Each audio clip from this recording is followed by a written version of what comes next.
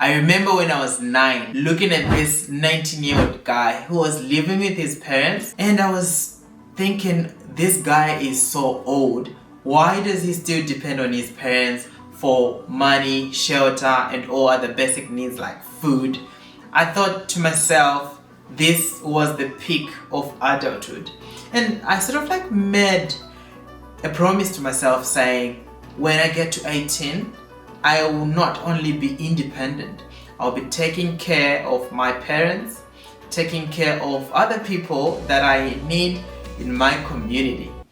But now, I'm way over 18, way over my 20s, and I cannot help but think, am I still in the same mind space?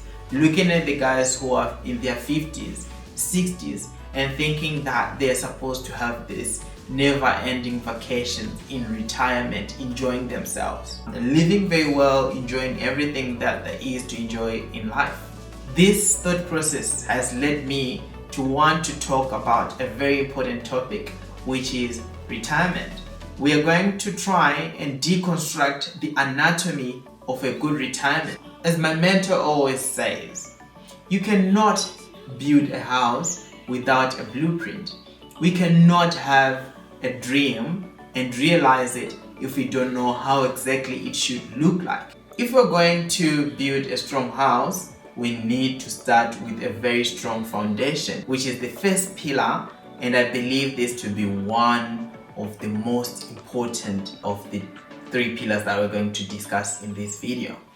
This is a good health, investing in a strong health as we grow older. Think about it. Everything is your problem until one of your body parts falls sick and it becomes your whole problem. Everything, be it your ambition, your money, and your legacy, takes the back seat the moment you start struggling with a malfunctioning body. This talks to everything about your life, your daily routine. We're talking about your diet, your exercise, and just avoiding generally things that are known to cause harm to the body. At this point, some of you are starting to say you don't have time to go to the gym because you're always chasing paper, and that is valid. But remember, what we want is just body movement for exercise, and it doesn't have to be prescribed as to which exercise you will do to preserve your health. It can be anything. It can be walking, it can be running, it can be just engaging in that sport you love for fun.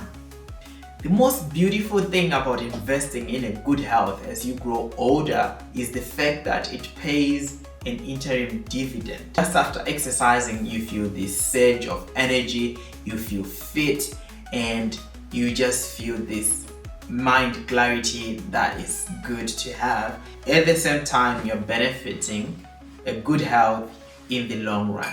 That leads us to the second pillar, which is financial stability. We cannot talk about a good life, travel, peace of mind, and all this social cohesion without talking about the financial muscle to back it all up. This brings me to what we are currently doing to enhance the financial muscle. In my opinion, there are 2 ways to make this pillar work.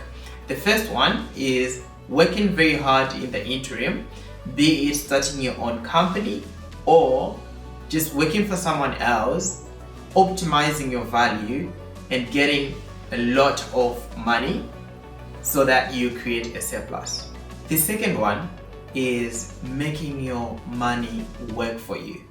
We're talking about investment in the stock markets. We're talking about investing in companies that will then pay you dividend, buying properties, investing in tangible assets like gold that will protect your savings from being eroded with inflation, just anything that will help you without your actual self working. Your active work creates capital, but your investments create the freedom. You need both these 2 engines firing so that you can sustain a resilient retirement. These ideas are not tailor-made for a specific niched corner of the world. They transcend cultures, borders, and continence. Now let's talk about the third and final piece, which a lot of people doing retirement planning miss out on. Let's say you have invested in your health and you're fit, but then the game changes. Because remember, at the current moment, you're being waited for. They're waiting for you at work. They're also waiting for you at home. Most of the people are playing different roles as they are in their work life before retirement. You could be playing a role as a father or as a mom. And after retirement, your kids move out of your house. They get out of the nest and it's now empty. On the other hand, at work, let's say you have ceased all the operations and no one is waiting for you there too. What this does is leaving a big chasm of time that you will need to fill up. This is where most people in retirement suffer the most. They have the money, they have the health, but then they have completely lost the purpose of life. Studies show that being in such a position where you're not engaged in everyday work, your mental acuity is decreased. It happens to the best of us. When we feel like we're not contributing to society, we feel also useless to ourselves. We end up losing that drive to wake up every day in the morning. Because what for? At first, there will be so much to do because you're coming out of a compression zone where every day you were supposed to do tasks and you were supposed to meet deadlines. But then when all that is taken off, when you have endless time on your hands, it means you're going to engage in those fun things, going for vacations, going to visit other people. But then you're going to soon find out that it's not fun anymore. At the same time, the people that you're trying to visit are also busy in their own life. The grandchildren that you want at your place are also required by their parents at their place for the very same reasons that you need them.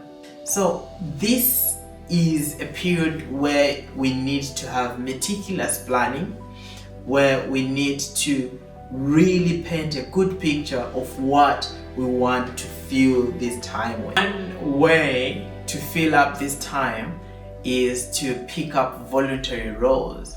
The other is to just pick hobbies that are engaging. For example, some people do farming for fun. Some people choose mentoring roles where they're now using all the information that they would have gathered in life and they impart it to the young ones who are trying to become like them in specific fields. Might be financial, might be health-wise, etc. Looking at how some countries are being run, I think politics is also one of those main hobbies that some people who are in retirement are using to fill up their time.